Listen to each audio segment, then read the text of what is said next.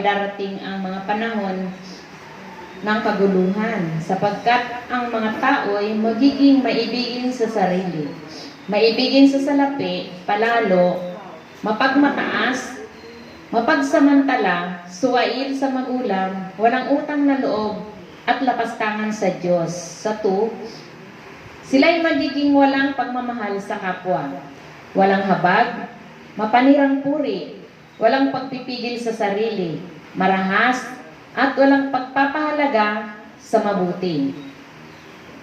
Sa 4, sila'y magiging mga taksil, padalos-dalos, mayayabang, maibigin sa kalayawan, sa halip na maibigin sa Diyos. Sa 5, sila'y may anyo ng pagiging makadiyos, ngunit hindi naman makikita ang kapangyarihan nito sa kanilang pamumuhay. Iwasan mo ang ganyang uri ng mga tao. Sa 6, may ilan sa kanila nagagamit ng panlilinlang upang makapasok sa mga bahay ng mga babaeng madaling malinlang. Ang mga babaeng ito'y inuusig ng bigat ng kanilang mga pagkakasala at itinutulak sa sari-saring pagnanasa. Sa 7, lahat na'y gustong matutunan ng mga babaeng ito, ngunit kailanman hindi nila nauunawaan ang katotohanan. Sa 8, at tulad nina Janes at Jambres na sumalungat kay Moises, sila ay sumasalungat din sa katotohanan. Wala silang iniisip na kabutihan at hindi tunay ang kanilang pananampalataya. Sa 9, ngunit hindi magpapatuloy ang kanilang kasamaan, sapagkat makikita ng lahat ang kanilang kahangalan, gaya na nangyari kina Janes at Jambres. Sandali po tayong yumuko at tayo po ay mananalangin. Ama namin Diyos na makapangyarihan sa lahat, sa pangalan ng iyong bugtong na anak na si Jesus, minsan pa o Diyos sa oras na ito, nagpapasalamat kami sa iyong mga salita. Tunay nga o Diyos na basbasan mo ang mga salitang ito, Father God, sa oras na ito. Nawa, ibukas mo ang aming mga puso't isipan, Father God, upang maibaon sa amin, Ama, ang mga salita mong ito at patuloy naming malakaran at kauhawan ng aming mga sarili, Father God, ng aming mga buhay, ang mga salita mong ito na nagbibigay, Father God, ng kagalakan, ng katatagan at pananampalataya namin sa iyo, Father God. Salamat, Ama, sa oras na ito. Hinihingi namin ang banal na Espiritu, Father God. Samahan mo kami sa kalagitnaan ng gawain mo ito, Father God, upang maranasan namin, Ama, ang gawain mo ito na mula sa simula hanggang sa matapos ay magiging tagumpay, Father God. Amen. Sa iyo namin ipinagkakatiwala ang lahat ng ito, Father God, sa oras na ito. Samahan mo kami ng libu-libong anghel sa kalagitnaan ng gawain mo ito, sapagkat ang sabi mo, 2 o 3 nagkakatipon, ikaw ay nasa kalagitnaan. Tunay nga, O Diyos, na higit pa kami sa 2 o 3, Father God, ay alam namin, Ama, na ang iyong banal na Espiritu ay nasa buhay ng bawat isa sa amin. Salamat, Ama, sapagkat malaya ka makapasok sa aming mga puso ang mga salita mong ito na nagbibigay ng pagpapala ng biyaya sa buhay ng bawat isa sa amin. Salamat po, Ama. Sumayo ang lahat ng kapurihan, karangalan, kalwalhatian sa pangalan ni Jesus. Amen. So, nakakatuwa kasi habang binabasa ko po ito, ay meron lamang po ang patuto. Hindi ko palapasin. Kasi, nakakatuwa. Amen po. Bilang mga anak ng Diyos, kasi sa buhay po ng bawat isa sa atin bilang mga Kristiyano, kapag po kasi ang Holy Spirit nasa buhay ng bawat isa sa atin, andun yung guide ng Holy Spirit. Amen po? Amen. Na kung saan kagaya niyang hahatakin ka po talaga para magturo. Amen po? So kahapon ng gabi, nagturo po kami doon sa Patay. Doon po sa banda doon sa Miami, sa Block 13. Ang kasama ko po ay Sister Merna. Nagturo kami, pero ang sabi ko sa kanya, ikaw magturo. Ang ituro mo yun doon sa mga ngaral. Yung walang kabuluhan, yung kay Solomona. Kailangan matakot ka sa Diyos. Ang buong matungkulan ng tao matakot sa Diyos. Amen po? Tapos sabi niya, sige ate na, magtuturo ako, pero ikaw magpapatanggap. So, pagkatapos niya, ako naman nagpatanggap. So, kagabi, sabi niya, sasama siya. Pero pagka Kristiyano ka talaga, may kasama o wala, si Jesus Christ kasama mo. Amen. So andun yung tapang mo na magturo. Kasi hindi naman ikaw magsasalita eh. At yung tuturo mo, salita ng Diyos yun eh. Kaya wala kang takot. Kaya sabi ko, wala ka man, hindi ka man dumating, ako, kaya ko ito. Kasi si Jesus Christ kasama ko. Amen po. At doon sa pag-pray ko na Lord, sabi ko, ikaw ang magsasalita, hindi ako. Sinabi naman po niya yan dito eh. So nakakatuwa kasi, nandun na po ako, siyempre pagka last na lamay, maraming tao. Yung pong anak po ng kumpare ko po na sinundan po ng bunsong babae, nakailang ulit pong balik sa akin habang binabasa ko yung doon po sa yung kung paano namatay si Jesus Christ, ginawang halimbawa yung inano ko, kung paano bubuhayin din yung mga patay, yun yung tinuro ko kagabi. Paulit-ulit siya nakatatlong beses samang nagbabasa ko, pinubulungan niya ako. Sabi ko po rin ng Diyos, sabi kong ganyan, bulong siya ng bulong na, anong oras ka magsimula, te? Sabi ko, ito na nga ako, binabasa ko na kasi ito yung tuturo ko, sabi kong ganyan. Mamaya na naman, ate, pag magtuturo ka, kailangan wag mahaba. Sabi na naman niya. Tapos kasi kagabi nagturo kayo, sabi niya ganyan, yung ibang tao umuwi na kasi matagal daw, ganyan-ganyan. Tapos sinagot ko siya, ikaw na kaya magturo? Sabi ko po, kasi ang dami niya sinasabi, di ikaw na nga magturo. Di iniwanan niya po ako. Amen po. So nakakatuwa, dahil nung ako na po nagturo, itinas ko po yung Bible. Sabi ko po ganyan, kahit saan ang Bible laganap, hindi lamang sa bansang Pilipinas, buong mundo. Sabi ko, kahit naman kako yung scientist, nag-research sila sa lahat ng libro, etong Biblia ang pinakamagandang libro. Wala nang iba. Bakit? Kasi ito nagtutuwid, nagpapala, nagbabago ng buhay. Sabi ko, ano ba ang gusto ninyong pakinggan, yung balita ng mundo o yung balita ng Diyos? Magandang balita na para mabago, para mapagpala tayo, ganyan-ganyan. Tapos nakakatuwa kasi sa dami ng tao, siyempre walang ganito, walang mic. Di parang lakas ng boses ko, naglalapitan sila sa harap. So, natutuwa ako kasi sabi ko, Lord, sabi ko, nakakatuwa ka naman. Kasi merong taga Pampanga, taga Valenzuela, iba-ibang lugar na nandun. Yung sabi ko, ang Diyos talagang makapangyarihan. Hindi ka pwedeng matakot kasi kasama mo siya. Siya yung gagawa ng paraan kung anong gagawin nila dun sa pagtuturo ko. Di lahat sila lumapit sa harapan. Tapos yung iba pala doon, nung nakausap ko naman, born again sila, pero nung nag-asawa na, hindi na born again. Kasi nga, yung napapangasawa nila, hindi born again. Kaya hindi na naging born again. Wala na. Kaya kagabi nung pinaunawa ko yun hanggang kaninang umaga, natuwa siya punta sa bahay, kinakausap ako. Talagang yung Diyos talaga nandoon. So, tuwan-tuwa ako kasi nung pinaunawa ko na sa kanila na kanino ka ba dapat matakot? Kung ang virus hindi mo nakikita, ang Diyos hindi mo rin nakikita. Amen po. Si Jesus Christ, sabi ko, walang ibang binigay sa silong ng langit, gawa 4:12. Pangalan ni Jesus Christ, hindi pangalan ng kahoy, ng larawan, ng kung ano-ano. So, talagang nakikinig po sila. Mga nandun mga malalaking tao po. Mga angkan po ng kumpare ko. Pero nakakatuwa kasi hanggang sa matapos po yun, pinaunawa ko po kung paano tayo mamamatay. Kasi sabi ko, sa mundo walang permanente. Kahit nung panahon noon, yung panahon noong nabubuhay ang tao, mga 900, pero hanggang ngayon, hindi mo na sila makikita kasi wala na nga. Lahat tayo mamamatay. Yung kamatayan, hindi kinatatakutan, ito ay hinaharap. Kasi dapat matuwa ka kapag namatay ka na kasi ito na yung araw na makakaharap mo ang Panginoon.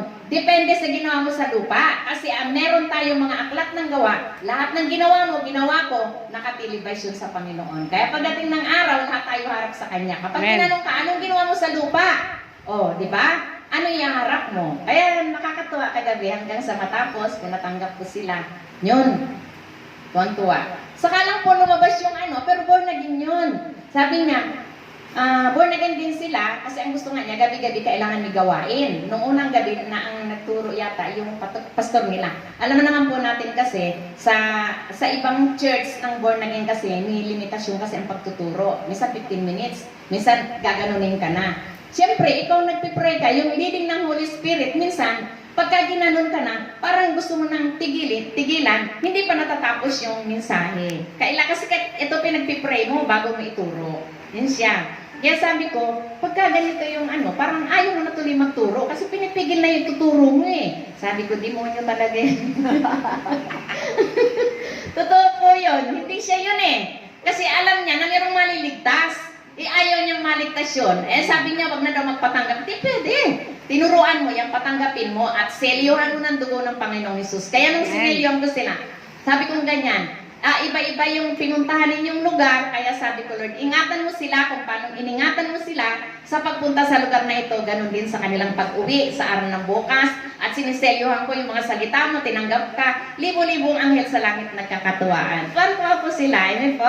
So, kagabi pag-uwi ko, parang sabi ko, Lord, sa'yo kung kaya hanggang ng pakiramdam ko. Hanggang sa pagtulog ko, parang tingin ko, nangangaral pa rin ako eh. Kaya maganda talaga sa buhay ng bawat isa sa atin bilang mga matagal na mga Kristiyano, kung ano man yung meron tayo sa puso, alisin na natin yon kasi ang timonyo daw po ay 24 oras na roaming around. English yun na, roaming around, naghahanap ng masisilo. Amen po. Kung tayo pasisilo kay Satanas, hindi tayo magtatagumpay, magiging talunan tayo, amen po. Kasi kung lahat naman tayo dumadaan sa pagsubok, lalo na sa huling kapanahon ng ito, kagaya ng binasa ko na, kahit anak sa magulang, tapos sa biyanan sa biyanan nag-aaway, ito na tayo ngayon. Amen po. Kasi ako pinagdadaanan ko na yan. Kahit ang pera, may pera anak mo, hindi ka bibigyan. Bakit? Magiging sakit na yan eh. Nasa huling panahon na tayo eh. Sinabi ng Bible yan. Kaya pagka ikaw ay magulang na talagang magaling ka sa maluho, talagang minsan, anak pa niya, ako po ay hindi ako ganon. Kahit na may anak akong may pera, ganyan, may bibilhin man ako. Dahil sabi ko, Lord, mayaman ka. Hindi ako hingi sa kanila. Amen po? Amen. Kung paano naranasan ko nung ako naghihirap, sabi kong ganyan, na naging ganito ang buhay ko, dahil sa pananampalataya ko, pagtitiwala ko sa iyo, na payayamanin mo ko, bibigyan mo ko ng ganito. Nangyari. Kaya lang sa huling panahon, yung sinabi dito na totoo, magiging sakim, makasarili, yung pera nila halos, ayaw kang bigyan. Amen. Pero ako, tumatawa lang ako talaga sa Panginoon. Pero bagamat minsan, pagka medyo kinukurot yung puso ko dahil minsan sabihin ko, oy, Ken, sabi ko, merong nangangailangan ng abuloy, ganito. Ibibigay niya yung abuloy, laki ng abuloy. Amen? 12,000, 10,000. Nasaan yung kay nanay? Wala. Amen po? So kung iisipin mo, parang masakit. Parang kinukurot sa puso. Pero sabi ko, Lord, alisin mo to. Hindi ako nabuhay sa ganito. Hindi ako nabuhay sa pangangailangan sa pera. Alam mo naman yon. Kaya, nire-repent ko yun kasi ayaw ko yung Satanas, binabantayan yung puso natin na pagka merong maliit na kasalanan, papatungan pa yan hanggang sa kumapal na yan. Asan ka na ngayon? Puro ka nagalit. Marami na lalabas sa bibig mo, marumi na. Kasi kagaya po ng tubig, ang gripo, kapag ang tangke, puro kalawang, lalabas po yan sa gripo. Kalawang, marumi. Kaya yung bibig natin, kapag lumabas dyan, pangit na, yun na yung puso mo. Sa isip mo na yan, diretso sa puso. Amen po? Amen. Kaya kailangan po talaga sa bawat araw-gabi, talagang kailangan mag-ingat ng puso. Kasi nakakatakot na. Baka mamaya, dumating ang Panginoon, maiwan pa tayo. Ayaw mong tumira sa mundo. Palagi pa akong ganyan. Kaya sa gabi pag nagpipray kami, ang kasama ko mag-pray, yung 3 bata. Hindi nila nakakalimutan bago matulog. Nanay, pray na tayo. Kaya nakakatuwa yung mga bata nanay, pray na tayo. Ganyan. Kaya pag nagpipray na kami, yung lalaki magaling mag-warfare yun. Talagang, bam! Grabe pag nag-warfare. Amen po. So kapag tayo po ay prayerful, yung mga apo po natin ay talagang susunod po yan, hindi nila nakakalimutan. Kaya tontuwa po ako doon sa 3 na yon na pag nawala yung isa, pag nawala yung 2 babae, hinahanap ng lalaki. Asan na sila? Ganyan-ganyan. Pero pagdating naman, minsan pag naglalaro, minsan nag-aaway na. Amen po? Ganon din po sa atin. Amen? Tayo po ay matatagal na sa Panginoon pagka merong minsan na merong minsang salita sa atin na masakit dahil itinutuwid tayo, tanggapin natin. Dahil sabi ng Panginoon, kailangan magkaroon tayo ng habag at matuto tayong magpakumbaba. Kapag tayo nagpakumbaba, itataas tayo ng Panginoon. Pero kapag lagi tayong mataas, ibabagsak tayo ng Panginoon. Amen po? Amen. So nakakatawa kasi sa atin, ako po nagpipray po ako sa Lord, ayaw ko ng tayo magkakasama, magkakapatid. Wala po akong pinatutungkulan. Ito po ay para po sa atin lahat. Hindi, yung puso ko po parang kinukurot siya na hindi ako papayag na yung kapatid ko ito, hindi ko makita sa gawain. Kahit na ganito siya, mahal ko siya. Amen po? Amen. Eh sabi na paano kung magmamahal ka lang doon sa nagmamahal sa'yo, anong gantimpala ang tatanggapin mo sa langit? Amen po? Amen. Ang kaaway po daw natin ay si Satanas, hindi ang tao. Kaya nga kailangan may warfare tayo. Wawasakin natin yung nasa likod niya na bumubulong. Amen po? Amen. Amen po. So ito po, napakaganda nung binabasa ko po ito kasi sabi ko, dapat mong malaman na sa mga huling araw ay darating ang mga panahon ng kaguluhan. Ito na po. Amen po, ang gulo na po ng mundo. Wala na po. Kaya nga yung minsan, nung tinignan ko po sa Facebook na nabasa ko po doon yung nagsasalita na new word. Ano ba yung new word? Kasi nga, ito na yung vaccine. Ito na yung bacteria. Ito na lahat. Kaya sinabi niya ngayon new word kasi ang demonyo gusto niyang kontrolin yung tao. Amen po? Kaya nung nabasa ko po ito na yung mga sumasamba sa mga Diyos, minsan merong Diyos, yung maliit na Diyos. Diyos-Diyosan yun. Amen po? So, lahat na apektuhan, kahit na Katoliko, lahat yan. Kasi ang gusto nga ni Satanas, pigilin lahat yung pagsamba sa Panginoon. Kahit na totoo, kahit mga born again, pinipigil pa rin niya. Amen po. Kasi ang gusto po ni Satanas, siya na yung sambahin. Siya na yung pakikinggan. Kaya pagka tayo po ay nagpakontrol po sa kanya, kawawa po tayo. Kaya nga pinakadabis ngayon yung prayer and fasting. Amen po. Amen. So ito nung nabasa ko po ito, dahil nasa huling kapanahon na tayo, na darating ang kaguluhan, ito na. Kung tayo po, Kristiyano, ay makikigulo pa po sa mundo, paano na yun? Amen po? Nakakatakot, amen po, kasi kung Kristiyano ka na, makikigulo ka pa, hindi ka Kristiyano. Amen po? Dapat, magulo na nga ang mundo, magsama-sama tayong manalangin. Laging nasa gawain ng Diyos. Pag oras ng panalangin, manalangin tayo, amen po. Kasi ang prayer po, pinaka-the best po yan. Kapag tayo po lumapit po sa Panginoon at nanalangin upang ang kaguluhan na yan ay mawala sa atin. Maaari yan ay mapunta doon sa mga taong magugulo. Pero sa atin, walang kaguluhan sa atin. Kasi ang sinasamba po natin ay ang Diyos ng katotohanan. Amen po. Diyos ng kaayusan. Diyos ng pagmamahal. Amen po. Sapagkat ang mga tao ay magiging maibigin sa sarili, maibigin sa salapi, palalo, mapagmataas, mapagsamantala, suwail, sa magulang, walang utang na loob at lapastangan sa Diyos. Ang sabi po doon sa verse 2. Amen po? So, kasi minsan kahit na po Kristiyano na ang isang tao, kapag hindi po siya sumusunod sa Diyos at meron po siyang pagkukulang sa gawain, lalo na kung ang prayer ay baliwala sa iyo, kahit nasabihin mo, kasi may mga Kristiyano po na talagang Kristiyano, pero kahit Kristiyano po, sa salitang Kristiyano lang po makikita. Amen po. Pero sa buhay, hindi mo makikita at magiging ganito po siya. Magiging maibigin siya sa sarili. Lagi pong nakatingin sa sarili. Amen po. Sa isang Kristiyano po, kahit na anong pakiramdam mo, dapat hindi po tayo nabubuhay sa pakiramdam na kung minsan, pakiramdam natin parang ang bigat ng ating sarili, i-cast out po natin. Pagka minsan naman parang yung lagi tayong matamlay, yung mga ganun. Kasi ito yung gusto ng kaaway. Kasi meron po akong nakausap na babae po, noong mga panahon noon, nang hinabol ko po siya, may dala po siya kasing palaspas. Nung hinabol ko po siya, sabi ko sa kanya, halika, sabi ko, meron akong ibibigay sa'yo. Sabi ko ganyan. Ayaw niya pong lumapit. Hinabol ko po siya, dala-dala yung palaspas, kinuha ko po siya. Hinila ko, halika dito sa bahay, kinausap ko siya. Bakit kailangan mo magdala ng palaspas? Kasi nga daw siya ay isang albularyo.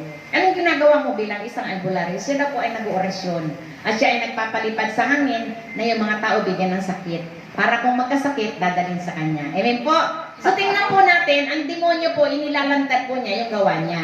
Kaya pag ikaw nagpipray, lahat po yan ilalantad ng Diyos sa iyo kapag nakaharap mo na. So, happy kong ngayon, alam mo ba na hindi sa Diyos yung ginagawa mo, yung pag-uorasyon, at saka yung palaspas na yan, hindi yan, sa ikaw ginagamit lang yan ng kaaway. Oo naman siya. Kapag kinakausap ko, pinaka-the best, tanggapin mo si Jesus Christ. Kaya yung palaspas po, hindi niya po yung naiuwi. Pinatanggap po siya sa Lord. Amen po? At huwag ka na akong magpapalipad sa hangin. Yes, totoo po. Ang isang albularyo po, nagpapalipad sila ng orasyon. Totoo po. Marami akong na-evangelize na ganyan, na mga may sakit na kinaka-cast out ko, pinagpipray ko po. Kasi itong gumaok ko po yan ay teritoryo ko po yan ng mga panahon na talagang makita mo po yung eagerness sa buhay ko, yung paglilingkod sa Panginoon, na talagang hinahabol ko po yung mga mangkukulam at saka yung mga albularyo. Hindi ako natatakot. Kulamin? Sige, subukan mo. Babalik sa yan. Ikaw makukulang sa skula mo. Amen? Hinarap ko po yan, kaya hindi sila makatingin sa akin. Amen po. Kaya lang, kapag ganito ang buhay ng isang Kristiyano, kailangan mo talaga sa prayerful ka, fasting ka. Amen. Kasi hindi tatalab yan. Amen po, pinakadawis po yan. Kaya nakakatuwa, minsan, may mga Kristiyano kung bakit po nagiging ganito ang buhay nila, hindi nila makontrol yung sarili. Kasi nga po, yung Holy Spirit, hindi nila binabantayan yung Holy Spirit sa puso nila. Kasi sa bawat isa sa atin, meron pong binigay ang Diyos na Holy Spirit. Amen po. Yun po yung pinangako niya. Sinabi niya na, kapag ako yung umakyat sa langit, iiwan ko sa inyo ang Holy Spirit at ito yung kukontrol sa atin at ito yung magpapatuto sa atin, ito yung magsasalita sa atin bilang tanda na tayo anak ng Diyos. Amen po? Amen. So kaya kapag nabasa natin yung ganito na magagala ka, lulundag yung puso mo. Totoo nga na anak ako ng Diyos. At kapag ito na yung naging buhay mo, na kapag meron kang ipinag-pray at kinas out mo at nakausap mo yung demonyo sa katawan, tuwan-tuwa ka. Tunay nga anak ako ng Diyos. Bakit? Sabi ng Panginoon, kapag naranasan mo na ang ganito, ibig sabihin pinaghaharian ka na ng Diyos. Amen po? Amen. Yan po. Kaya, yan dito, bakit nagiging palalo? Mapagmataas, mapagsamantala, suway sa magulang, walang utang na loob, at lapastangan sa Diyos. Bakit po? Kasi minsan, lingkod ng Diyos, napapag-usapan natin minsan. Amen po? Kung ano itsura ng lingkod ng Diyos na ito, kung siya ba ay konsentidor, compromiser, o ano ba ang pagiging isang leader o kaya pastora o pastor. Amen po? Kasi ang pastor po at saka pastora, meron din pong kahinaan. Kaya nga po kailangan meron pong intercessor ang church para lahat po ito na ipagpipray. Amen po? Katulong po kasi ng mga lingkod ng Diyos ang intercessor. Amen po? Bakit po sinasabi ko po ito? Kasi nung ako po ay nasa Shield, ilan po kaming intercessor? Siguro mga 15 po kami. Yung church na yung lumago na lumago, kasi ako po talagang inaamin ko, ako po ay nasa intercessor at evangelism. Amen po? Pagkatapos namin mag-pray, umiikot kami kahit saan, sa tala, hinaharap namin lahat ng tao. At makikita mo, ang tao kapag ito ay may karga, may sapi. Kasi kung tumingin po ito, pailalim. Huwag mo nang tigilan yan, ika-out mo na, pag-pray mo na. Bakit ka mo? Hindi ka matatakot kasi katatapos mo lang mag-pray at katatapos mo lang mag-fasting. At pagkatapos po ng ganito, pagka siya po ay tumanggap, ang pangalan po nila ay inililista namin. Kaya noong paramihan kami ng listahan ng mga pangalan. Kasi pagkatapos namin mag-evangelize at magpatanggap, mag-pray, ito po ay idinudulog namin sa Panginoon. Amen? Lahat kami nasa church, mula alas 7 ng gabi hanggang alas 12 ng hating gabi, nananalangin kami. Lahat ipinagpipray namin. Yung mga ano na yan, yung mga sundalo, yung mga pulis, yung krame, lahat, presidente, lahat po yan. Kaya inaabot kami ng alas 12. Ngayon, kapag ikaw ay nagmahal sa Panginoon, matatagalan mo po yung 5 oras, 6 na oras na prayer. Kasi ang tanong po dito, gaano mo ba kamahal ang Diyos sa buhay mo? Kasi ang nagmamahal po, babad po sa prayer. Kaya hindi po natin pwedeng sabihin na mahal natin si sister, mahal natin si pastor, mahal natin kung tayo ay hindi nananalangin. Hindi rin po natin pwedeng sabihin yung anak natin, mahal natin. Amen? Kasi ang mga anak po natin at asawa, gagamitin niya ng kaaway para mawala ka sa Lord. Amen po? Amen.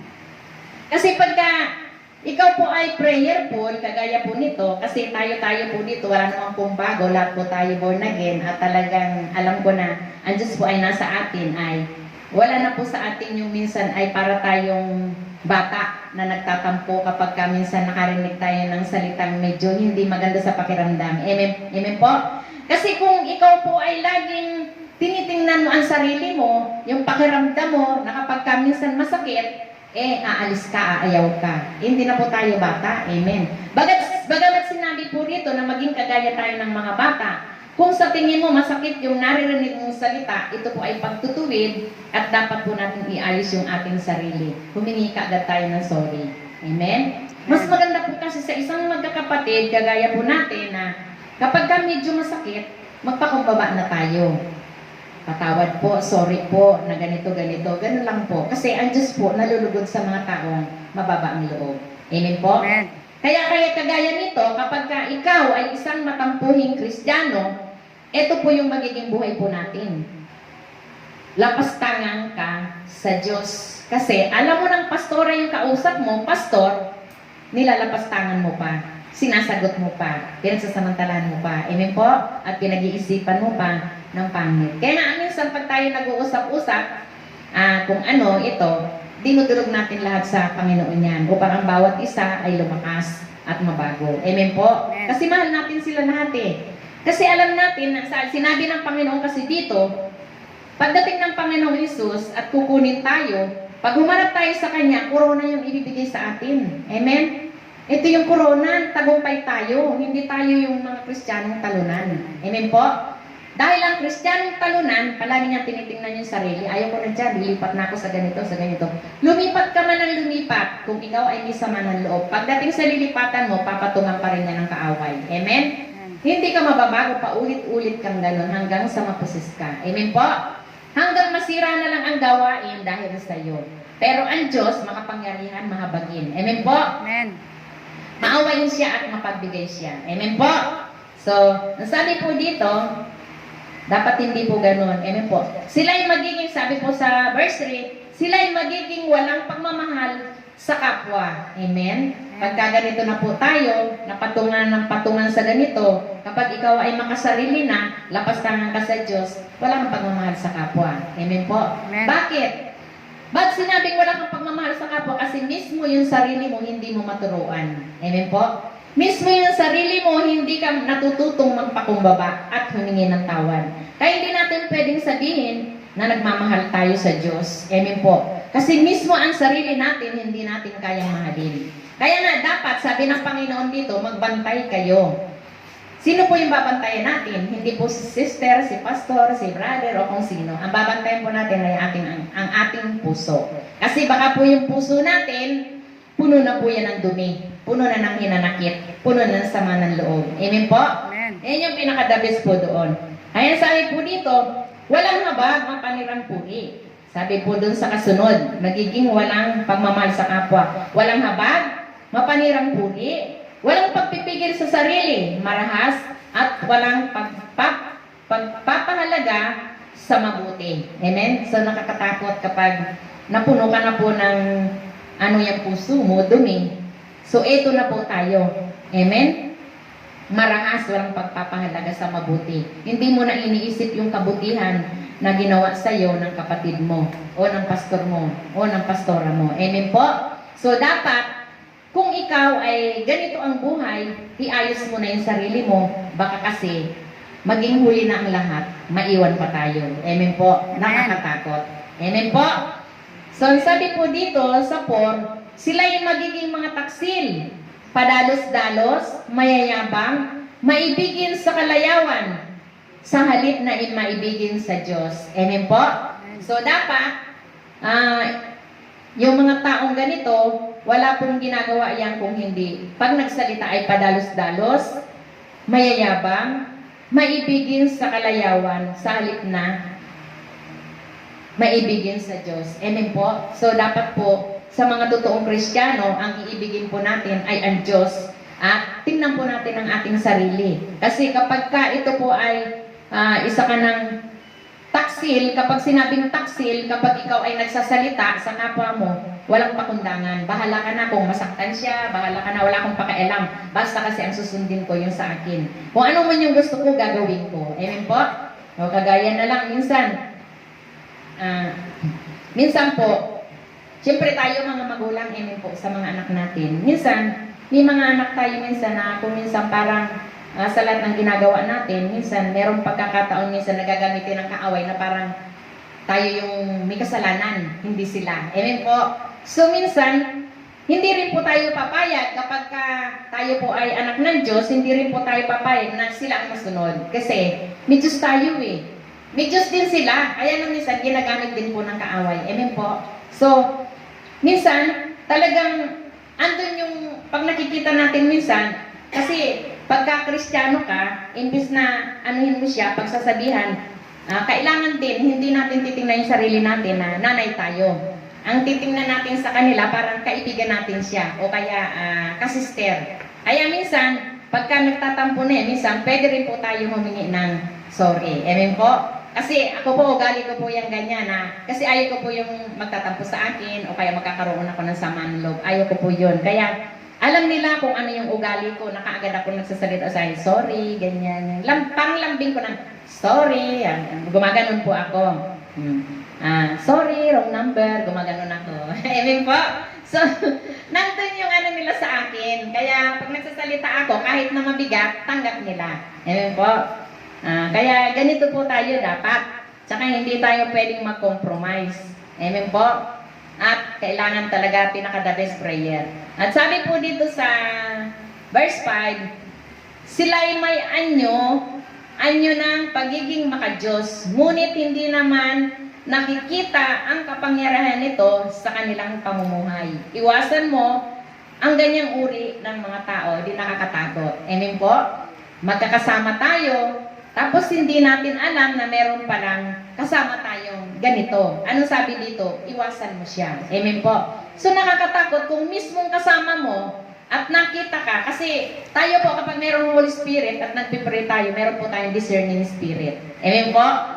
Madidiscern natin kung anong klaseng tao ito, kung anong klaseng kapatid ito. Amen po? Amen. Kung siya ba ay totoo o hindi. Kasi kakausapin ka ng Lord. Amen po? Kung hindi sa pagtulog, sa panaginip, o kaya minsan nagbabasa ka, ito yung nire-reveal sa'yo ng Lord na ganito, iwasan mo siya kasi hindi siya pagpapala. Amen po? Nakakatakot kapag iniwasan ka na. Kaya nga yung pagmamahal natin, kahit na anong mangyari, talagang, kasi siyempre, mananagot din tayo sa Kanya. Kapag ka ito po ay hindi po nabago. Kaya nga po, sa buhay po ng bawat isa atin, bilang mga Kristiyano, nag-iingat din po tayo minsan na kahit na gaano kapangit ang nakikita nating ugali, tayo naman ay pinipilit nating mailapit sa Diyos. Amen po. Pinipilit nating mabago. At pinipilit din nating maipanalangin para mabago. Amen po. Amen. Palagi nating ipagpipray na kausapin siya ng Diyos. Para sa ganon, maiwasan niya yung dating ugali niya na pangit. Amen po. Yung makasarili, yung lapastangan sa Diyos, yung taksil, yung mga ganon. Amen po. Kasi ang Diyos naman po talaga nagbabago. Sabi nga po, ang Holy Spirit kapag pumasok po sa isang makasalanan, kung ito po ay magdidesisyong sumunod sa Diyos, siya po ay mababago. Amen? Aalisin niya yung mga pangit na pag-uugali. Pero kung hindi siya magdidesisyon, yung pa rin yung buhay niya. Amen po? Hindi siya talaga mababago kasi siya na may gusto nun. Siya na yung mananagot sa Diyos, hindi na tayo. Amen po? So, iwasan daw po yung mga taong kagaya nito. Sabi po sa 6, may ilan sa kanila nagagamit ng panlilinlang upang makapasok sa mga bahay ng mga babaeng madaling malindang. Ang mga babaeng ito'y inuusig ng bigat ng kanilang mga pagkakasala at itinutulak sa sariling pagnanasa. Ay, sari-saring pagnanasa. Amen po? So, nakakatakot. Amen po. Kasi meron po pa ng tao na ganito na alam na yung salita ng Diyos, siya po ay parang bagabag, parang di mapakali. Amen po? Na talagang maghahatak pa siya ng sisirain niya. Amen po? So, ang hirap kasi, kaya pala sinabi dito na iwasan mo yung mga taong kagaya nito. Amen po? Kasi kapag hindi po ito iniwasan natin, ito yung mangyayari. Lahat ng panlilinlang upang makapasok sa mga bahay ng mga bahay madaling malinlang. Amen po? Bakit po madaling malinlang? Yung taong pinapasok ng isang taong manlilinlang. Kasi nga po, minsan, kulang sa prayer, minsan, hindi nag-iingat ng puso, minsan parang mahina pa siya sa pananampalataya. Kaya nangyayari yon. Amen po? So, nakakatuwa kasi kapag tinanggap mo ang isang taong ganito, yung bigat ng kanilang kasalanan, sasalin sa iyo. Mahahata ka pala. Amen po? Kaya nakakatakot. Amen po? Madaling malinlang ang mababaeng ito'y inuusig ng bigat ng kanilang mga pagkakasala at itinutulak sa sari-saring pagnanasa. Amen? So, ano ba yung sari-saring pagnanasa? Nandiyan na lahat yan. Sama-sama na. Kapag ka ikaw ay babaeng mabigat yung dala-dala mo kasi ilan yung espiritu ng demonyong nasa iyo. Lahat na yata nasa iyo. Amen po? Kaya kapag ka hindi ka nagpakumbaba at hindi ka nagrepent at hindi mo sinuko yung sarili mo sa Diyos, ito yung magiging buhay ng isang babae. Manghahatak pa siya. Amen po? Para makasira. So nakakatakot. Kaya kailangan po talaga lagi tayong nananalangin sa umaga pagkagising, ipagkakatiwala natin yung buong maghapon. At sa gabi naman, magpapasalamat tayo, balutan tayo ng dugo ng Panginoon Hesus sa buong magdamag. Amen po? Amen. So, ang sabi po sa 7, lahat na gustong matutunan ng mga babaeng ito, ngunit kailanman hindi nila maunawaan ang katotohanan. Ang hirap nilang maunawaan ang katotohanan. Amen po? Bakit po kasi ang hirap nilang maunawaan, hindi maibaon sa puso at isip nila ang salita ng Diyos? Kasi nga po, bunga po ng kasalanan. Hindi po kasi sila nagdidesisyong sumunod sa Diyos na magpakumbaba. Itakwil yung lahat ng kasalanan at iwanan at sumunod sa salita ng Diyos at manatili sa Diyos. Amen po? Amen. So, nakakatakot. Amen po? Kasi kapag ka merong ganitong tao, pati ikaw mahahatak. Kaya kung hindi ka nagpipray, mahatak ka talaga. Amen po? At kung wala kang discerning spirit, wow, English. Hindi po natin malalaman ito na ito pala ay hindi na sa Diyos yung ginagawa sa iyo. Amen po? Kaya ang hirap. Amen po? Ang sabi po dito sa 8, at tulad ni na Janes at Jambres na sumalungat kay Moises, sila ay sumasalungat din sa katotohanan. Wala silang iniisip na kabutihan at hindi tunay ang kanilang pananampalataya. Bakit po binanggit po dito yung dalawang pangalang ito? Kasi ginawa po silang halimbawa noong panahon po ni Moises. Amen po? Amen. Kasi nung panahon po ni Moises, yung pong mga tao noon ay sila na nga po yung inilabas sa Egypt, sila pa po itong matatapang. Amen po? Puro reklamador. Amen po?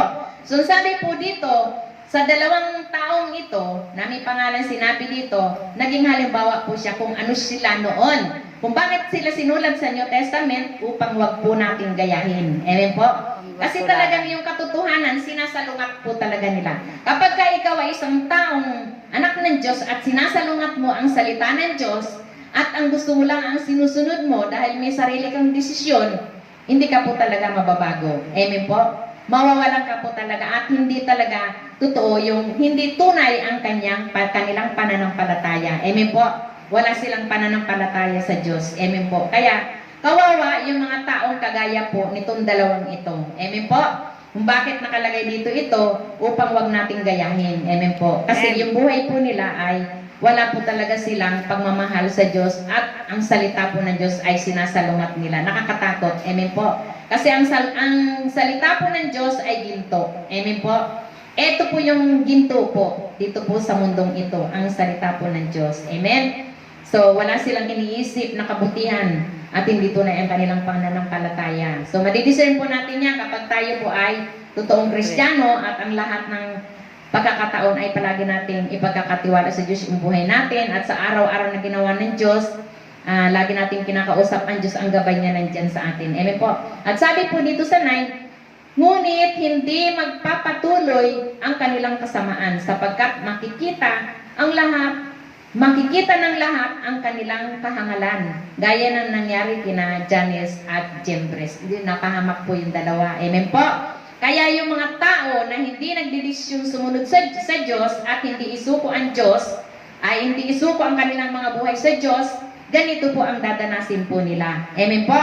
Pero tayo na mga anak ng Diyos, dahil nananalangin po tayo, yung lahat ng kasalanan, kahibangan, lahat ng pandaraya nila, hindi po magtatagumpay sa atin. Amen po.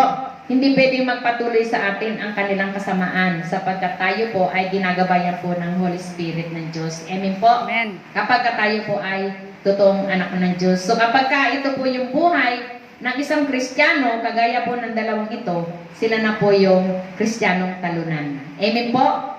Hindi po sila magtatagumpay kahit na anong gawin nila. Amen po. Amen.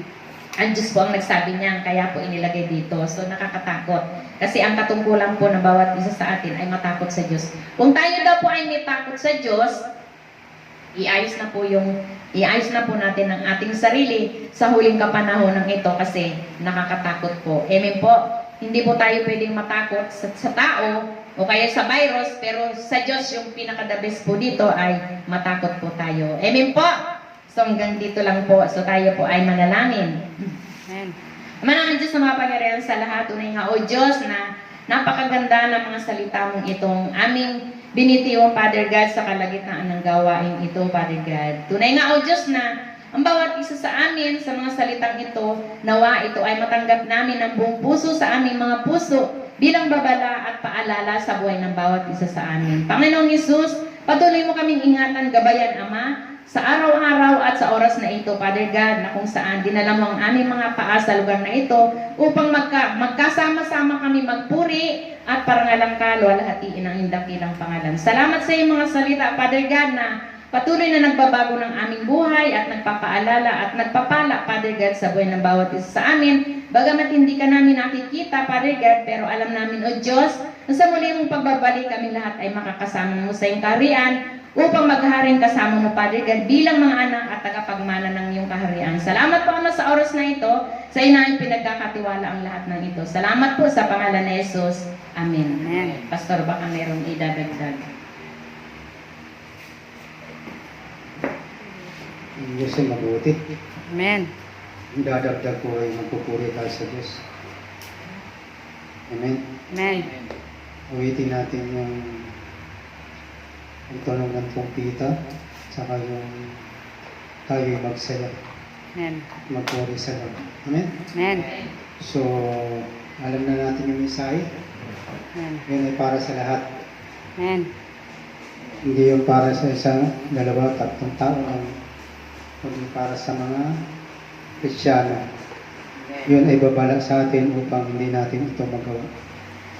Para pagdating ng takdang panahon, sa pagharap natin sa Lord, ano ba ang ginawa mo sa mundo?